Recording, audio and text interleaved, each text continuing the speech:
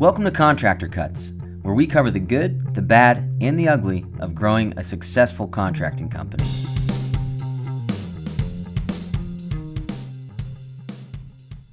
Welcome to Contractor Cuts. My name is Clark Turner. I'm Jared Flo. Thank you for joining us again. Welcome back. This week we are diving deep into how to do annual planning, how to assess what you've been doing, what's been going on over the last 12 months, how to look forward to the next 12 months. A few months ago, probably episodes 60 and 61, if I remember correctly, we did a blueprinting your company. And that's kind of the foundation of today's episode. That's kind of the standard. After you blueprint, continuing from there, this is what we're going to do. So if you haven't listened to those, go back and listen to them. They're very, very helpful in terms of setting the foundation of the do's and don'ts of planning. But today's episode is more making a plan. How do we build a systematic way to look back, to assess where I'm at today, what's going well, what's going wrong. And then next week, we're going to really kind of land the plane on how to plan for the future, how to time block properly. How do you motivate yourself to actually do something? Right. A lot of times what we do is we say, hey, here's my plan for 2024. I'm going to sell $8 million of revenue and I'm going to hire 3 people. And you don't assess that plan again until December 2024. You have that moment where you're like, I'm going to do better. Yep. Right? And we've found that taking the time to break away and actually assess that and make a plan and organize it in a fashion that you can execute those things, that's a reassessment plan almost, correct. Where you need to constantly, it is a living organism, your company, with this growth. So we're not looking at planning 12 months today, and in month 11, if I'm not doing exactly what I planned in month 1, I'm wrong. What we're doing is saying, hey, this is, if everything goes perfectly to how I'm laying it out, in 12 months, this is where I'm going to be. Yep. But in month 1, this is what I'm going to be looking for. In month 3, this is what I'm going to be checking. In month 6, I should be here. And have these check-in points that we're going to lay out for you of reassessing, making sure we're on the right path, making sure the path we chose is the one we're still on, and whatnot. So that's kind of what we're going to be covering this podcast and next. You're going to hear us talking a lot also about our retreat. We do this once a year. Every January, we take all of our alliance partners and bring them on an annual retreat. We go to a casino in North Carolina, and we sit down and we plan out. And we do what we're going to do today and next podcast together with them, and we guide them through how to do this. And it really sets the rest of the year in motion. It really allows us to lay out and say, hey, as we're coaching, as we're guiding along the path that we've built together, this is what you said you wanted to do. Why isn't that happening? And it gives an accountability touch point for us as coaches with guys that are going along. So you don't have to be in the coaching program. There's ways to come on that retreat if you're not being coached. But go to our website. We can talk about that. But again, a lot of this is stuff that we're covering now that you can do on your own. But if you come on the retreat, it's kind of supercharged. Well, and this, if you're a person that's hearing this and this is not something that you do, this obviously is going to be great for you. Yep. But this is also, if this is something you do on a regular basis, but you find yourself at the end of the year going, crap, like I spent that, 2 days or a day and pulled away and I made this big plan. I get to the end of the year and I just didn't execute those things. Yeah. This can help with, getting some more information, kind of learning some different techniques to be able to make that plan and then execute it. But one of the biggest reasons that we found for doing this, so the annual retreat that you just talked about, it was born out of many years ago, you and I saying, you know what, we're going to pull away at the beginning of the year. We're going to get away from the jobs. We're going to get away from the clients and all the chaos, and just take a minute and look at where were we, what did we want to achieve, where do we need to go? And taking a step back from that was born out of, and if you're listening, tell me if this sounds familiar. Hey, we did more work this year than we did last year, and I'm looking at the bank account and it still says $4. Yeah. Right? Like there were so many times that year over year we felt like we were doing so much more, but we look at the bank account at the end of the year and where'd all the money go? What's going on? What's happening? We haven't done anything that we wanted to do.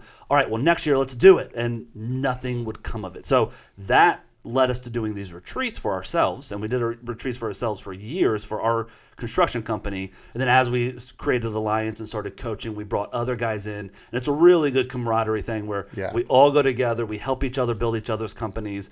It's not two gurus talking about it because we are not that. Most of the time, the wives are going, oh, you're going to a casino? But we work. I mean, we put in a lot of work on the days that we're there. We do have fun at night, but we put in a lot of work because this is so valuable. And I think one of the biggest things, this goes along with everything we say all the time. The biggest reason for doing this is that it forces you to be proactive in your planning. If this business will cause you to be reactive, there are fires all the time, and taking a moment to create a plan that helps you to have some targeted spots of being proactive in the growth of your business. If you don't do that, you're on the hamster wheel. You'll get to the end of the year, you're at the same spot, your bank account looks the same and what you wanted to achieve, and you're going to ask yourself at the end of the year, why the heck am I even doing this? Again, I'm at this spot. So this is a key principle to be able to actually move off that hamster wheel and be making strategic steps up the mountain of growth to the direction you want to be at. Getting to where you want to go is two-phased. If I want to learn Spanish, the first phase of that is a game plan, how I'm going to do it, right? How do I learn? What do I got to, what information do I need? What's the systematic way to learn? How, you're going to buy some sort of app or some sort of agenda of this is how you do it, phase 1, phase 2, phase 3, you got to learn this and the verbiage and all the, and then the second part is accountability to actually completing those courses, to go through the courses that you're supposed to be doing. One doesn't work without the other. If I say, you know what, I'm going to do it, I'm going to learn Spanish, I'm going to practice every single day. What does that mean tomorrow? Right. What am I going to practice tomorrow? How am I going to do it? Right. So anything that you're trying to achieve, you got to have a game plan that is proven and works, that other people can achieve that same goal that's proven has happened. That's right. And secondly, you need the accountability along the way and someone saying, hey, what about this? Why don't you do this? What's going on with this? Whether it's us, whether it's your business partner, whether it's your wife, whoever it is, it's a two-phased plan to get what you're looking to get out of that growth. That's right. All right, so where do you start? Where do you start, Jared? So what we talked about the blueprinting and kind of the foundational side a few podcasts ago.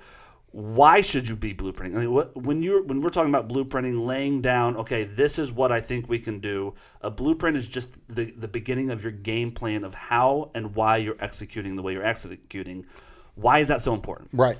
Well, it's really important, and I think a lot of it we've covered in what we just talked about is it creates a direction. If I have a plan, if I have something that I've planned out, then I have something that I can calibrate, I can edit, I can update, right? And so where you start with that is you kind of look as far out as you can look. And that starts with, what's your point? Why are you doing this? What's your end goal? Is your end goal, I want to be making X amount of money, right? Is your end goal, I want to create a generational company, something that I can pass along to my kids or I can bring my family into, or is your goal grow it and sell it? I want to grow it and sell it, or I want to grow multi-state. I want, or I eventually want to, convert this into a 501c3 and be a nonprofit and be doing something really cool for the community with it. Whatever it is, determine what your end goal is, because then now we have a direction that is going to determine the individual steps that we're going to take. So that's the very first place that you start.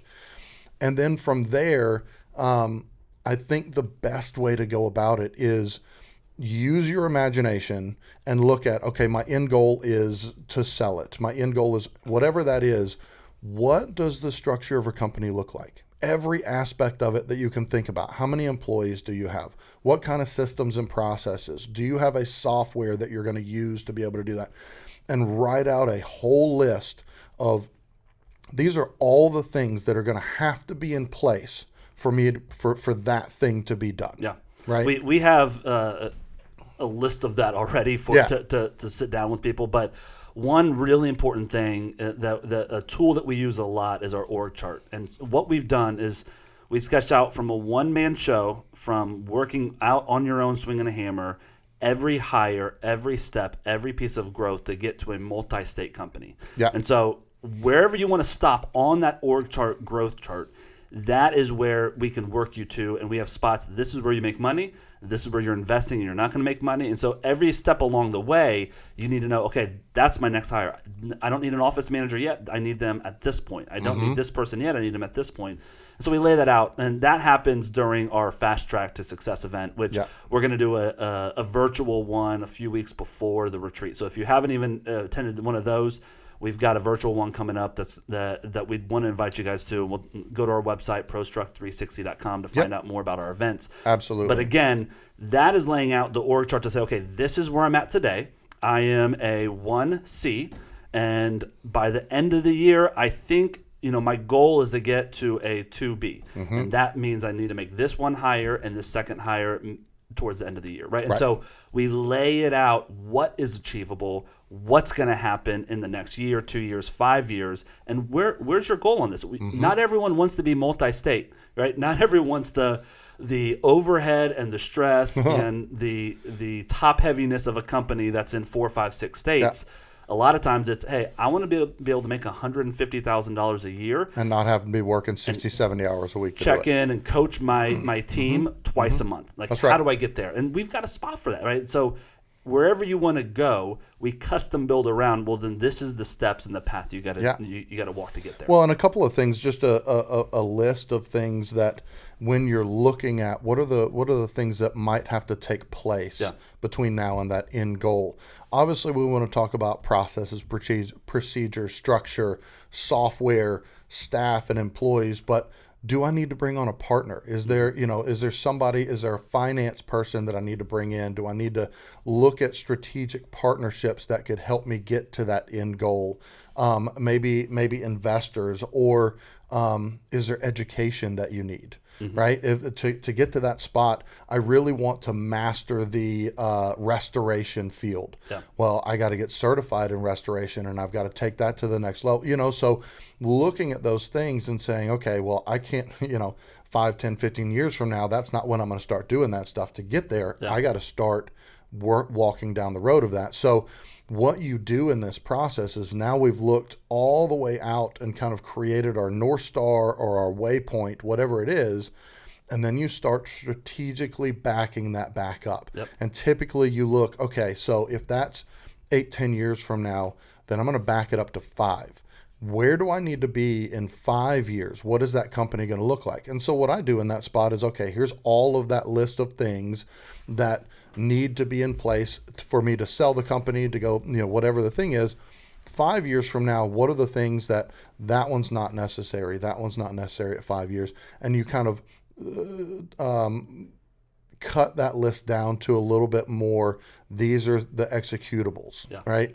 Then you take that list and you go, okay, let me look at these. What's the highest priority?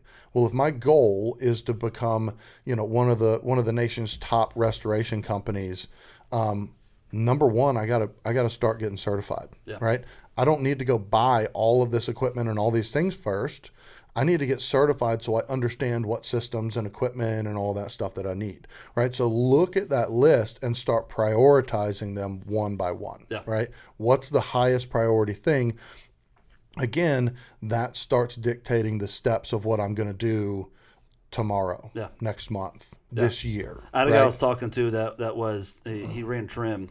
He just was a carpenter doing trim all the time. And when I talked to him, talking through like what he's looking for, where he's going, he said, I want to be a home builder one day. And I'm like, well, how long have you wanted that? Well, since forever. I like that. That's always been my end goal. Well, what are you doing to get there? I don't really have a lot of time. I'm doing this, I'm doing that, I'm running trim all the time, that sort of thing. And I said, okay, here's my advice. Close your company down and go work for a home builder. Free education. You're going to work for someone else for 2 or 3 years. You're in your 20s. You got the time to do that and learn the intricacies of it. Go find a home builder and work for him. He didn't like the answer. He wants to be his own boss. Okay, fine. Then what are you going to do to learn those trades, learn those skills that's beyond just laying trim, right? There's so you have to kind of know your everything. Trajectory of I'm going to learn it on my own by laying trim, that's a long road, right? And so that's great advice of go learn from a master. Yeah. Go spend a year working for a guy, and it's like going to a university or going to a college, right? Yeah. It's you're getting that education. Yeah. Similar, if you're, you don't have your GC license and you're putting this, okay, to do what I want to do, I need to get my GC license. Well, to do that, I either need an X amount of number of years or I need a GC who can sign off on me. Yeah. So you can start looking at those opportunities. Is there somebody that I can kind of pair up with, be mentored by for a couple of years that he could then sign off so that I can go take this test? We had a guy in Texas that was running a company. He's really good at business, but didn't know construction that well. And I was like, what you need to do is get a course for getting your general contractor's license and pay the $1,200, buy the books, and go through the whole course. And he was like, oh, no, we don't need licenses for being a GC in Texas. I said, I don't care.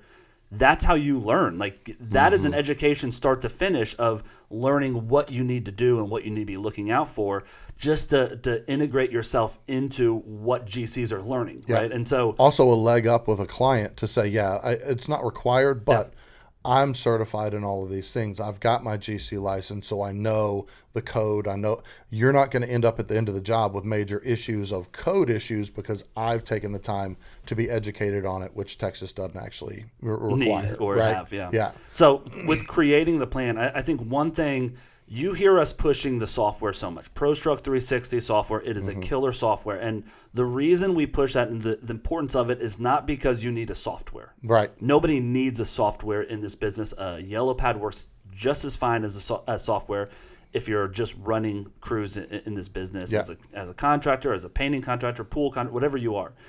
Why you need a software is because software is the structure behind a system, right? We do it this way every time, and I can check it this way, and I can keep my clients accountable, I can keep my employees accountable, I can keep my labor accountable, and systematically, this is how we do it every single time. Right. So then I can grow to the next level in terms of now I can hire someone because I can teach them the system. So again, we harp so much on you got to get software. Even if you're not on our software, get any sort of software. Right. Ours is built around the systematic way that we've grown from a one-man show to multi-state. Yeah. And every level works in this software. Yeah. So the way we've built it is the price levels. We give a free level of the software if you want to do estimates and invoices, because the guys that are just starting out that are at that level don't have the money Absolutely. for software. So listen, we'll give you that for free because we know when you grow, you're already in our software and you're going to need more support. That's right. And the things that we have, once you get there, the $89 level, you have work orders, you have a bunch of different doesn't go things. from free to the most expensive. It actually tiers up as people are growing. Yes. Right. Yeah. And gives people options. You're doing a little bit better. You're making a little more money. You can afford $89 a month for software. Great. Step up to that level. Yeah. Now you're integrating QuickBooks. You're doing Gantt charts. You're doing reporting. You're really assessing. You're hiring somebody possibly. Let's go up to the $199, the complete level where you have the whole software, right? And so we have these levels to where we want you to grow with us. And if you're not there yet, use our free version. That's okay. That's what we want for you. But the goal is we have a systematic way to grow the company step by step. So as you get bigger, your foundation is large enough to hold the structure that you're building. That's right. That's right. Well, and going along with that, while you're in this spot and you're taking the time to look at where am I going, you're also, this is a spot, if this is something that you do on a regular basis or, you don't, you also are trying to look at your processes. What processes do I have? Where are there spots where, I tell people, look at your jobs and tell me over the last 10 jobs with clients, what are some repeatable things that have happened over and over and over? The last 10% of the job, I just can't exit. Yeah. I can't get out. Or my clients are always holding the money. Or my clients, I invoice them and they get me a payment a week, 14 days, 20 days, there's always clients that are frustrated with what's happening, when it's going to happen. There's not any clarity on the job. So you're looking at the processes of the way that you're providing your customer service, the way that you're handling your subcontractors, the way that you're engaging with clients to land them on jobs. You're looking at all of those things and saying, okay, how can I calibrate these things? That's where our CEA came from. is that year over year we would implement, here's our new updated CEA based on the stuff that messed up that we didn't anticipate last year. Here's some updated things that we added in. We fixed holes in our systems so people can't fall through them anymore. That's right. Yep. That's right. And so you're constantly calibrating. You can't just implement a process and that's it and that's the way it's going to be forever, right? Assess it and say, can I make it better? Yep. And the goal of that, like you said, is that we're not looking to just do better. We're looking to grow and duplicate. Everybody, and we talk about this on tons of podcasts, everybody's wanting to hire. Yep. And everybody says there's nobody to hire. There's a bunch of jack wagons out there. Nobody's worth hiring. And it's because everybody's looking to hire themselves. Yep.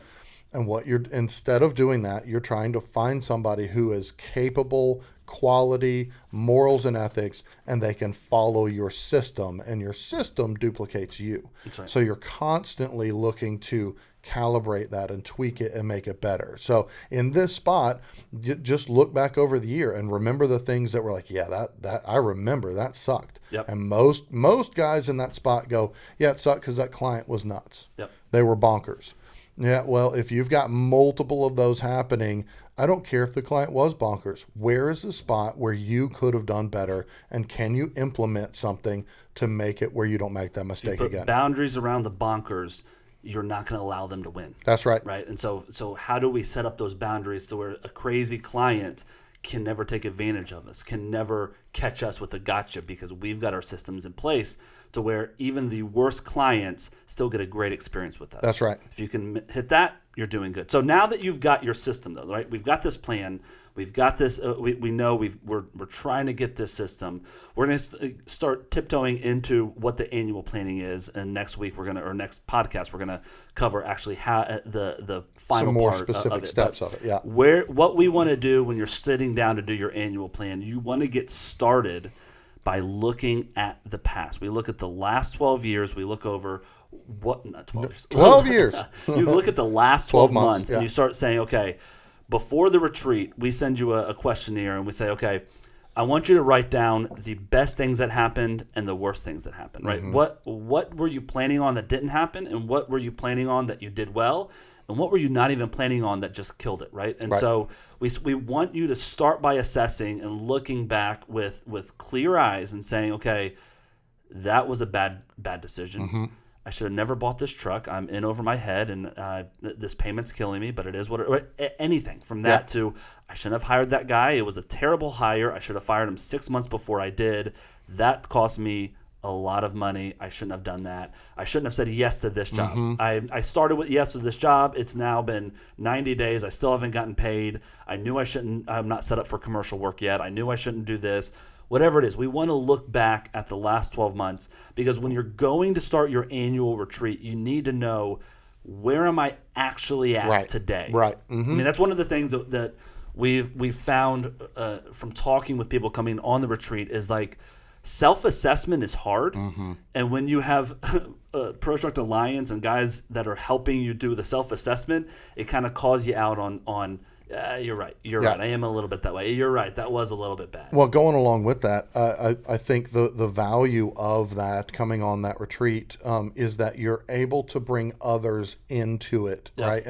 And so you can do that if you don't have an annual retreat. You can do that yourself by inviting other people into it. Yeah. So if you have employees, send out a document that says, hey, would you fill out this questionnaire about the company? What do you think? Anonymous. I just want to know, what do you think about the company? Are you happy? What would you like to see different about management? What would you like to see about our clients? Where would you invite them to give feedback? If you don't have employees, you can ask some of your trusted subcontractors, hey, what are some frustration points that the way that we do business that you would like to see things different? You can also, depending on, clients, you have to be specific in the ones that you ask, but you can go get some feedback from clients of, hey, I'm always looking to grow. And I'm doing an assessment so that I can kind of calibrate what I do versus where I want to go. Could you give me some feedback on the job? How did that go? What would you like to have seen differently? How could it have been better? Yeah, there's no better reputation builder and going to clients and saying, hey, I'm working on myself. I'm trying to make my company better. And I know you're happy with your kitchen, but I know that there were some things that I missed along the way. Can you give me some feedback on next time I do a renovation, if I was doing your bathroom next, where are things that you would like to be different? Yeah. I mean, that alone builds your reputation with those people and gives you really good feedback, right? Yeah. And so they're like, oh, this guy's working on himself. Even if I didn't have the best experience the first time, next time, like, he's growing. What's interesting with that is that you're essentially asking a client, will you pour into my company? Yeah. And it creates this bond there of like, oh, you want my feedback? Yeah, sure. You know, and so and then the next time they need a kitchen, a bathroom, a remodel, whatever it is, you're probably going to be the first one that pops in their brain. Even if they weren't happy with exactly how it went, they're like, I like this guy. I like the way he thinks about things. And I've kind of invested in his company by giving him feedback. And, so it's a really, it's kind of strategic. You're getting a lot of benefit from it, but there's a secondary value from doing that as well. Same thing with your employees. Same thing with your subs.